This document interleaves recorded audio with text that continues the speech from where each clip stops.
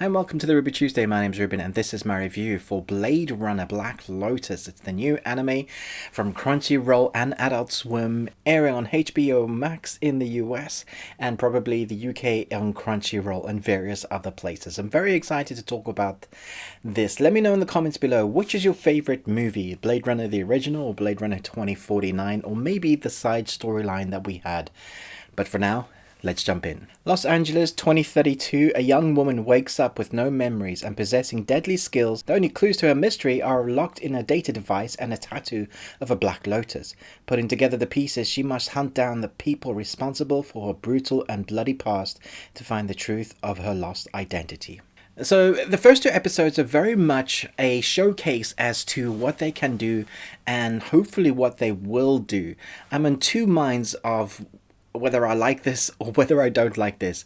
Firstly, the positives. I think the score is incredible. It literally drops you in that world. The Blade Runner 2049 Blade Runner, the universe that Blade Runner has been created, that we now have, it feels like we're just in another day, another moment, and that is awesome. And then we have the vibrant city, neon colors that are saturated, the nightlife. The world feels very much lived in at night. At the daytime, not so much, feels more generic CGI kind of generated, and I like that less.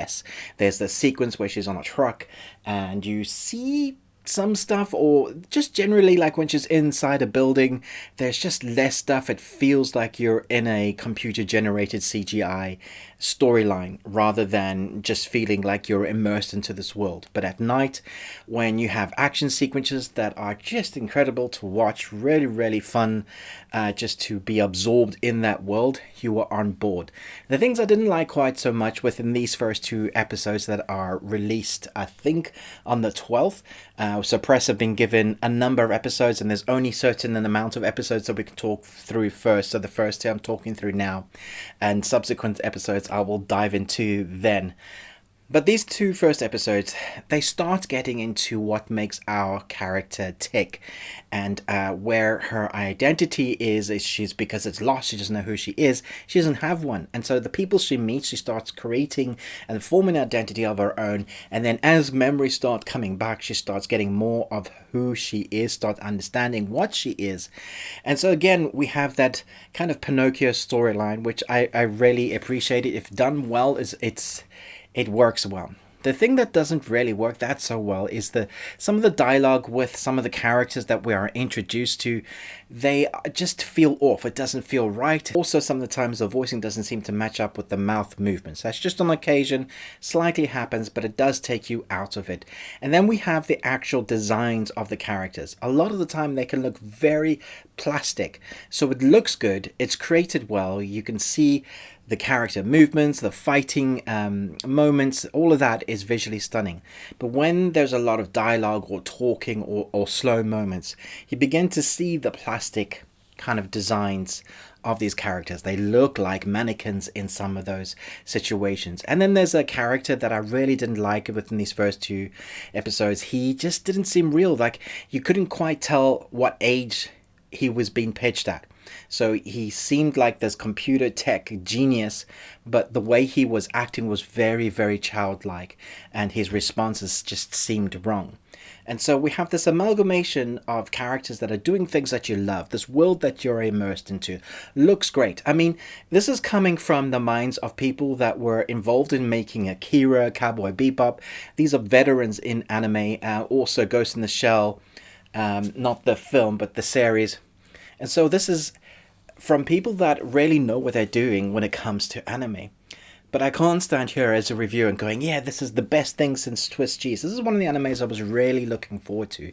And at the moment, to be honest, I'm very much on the fence. There's action sequences here that are great. There's one particular sequence with a sword fight scene that I just loved. And I thought, yeah, that I need more of that. And with the score that just feels like Blade Runner, I was like, yes, now I'm getting into this. And there are moments of certain characters, like a cop you meet, it just adds to the kind of cementing of, yeah, we're in this world.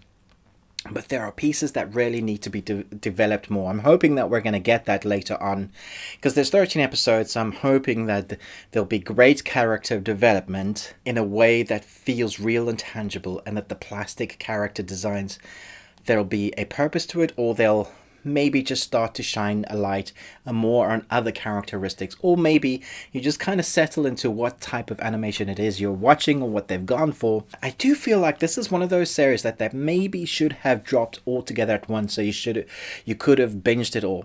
I'm not always into binging stuff, but it does feel like, because the story is broken up, it feels like just one tangible story that they've chopped up into chapters, that does feel like it lends itself to you needing to understand more of the story and watching more of it all together at once rather than bit pieces.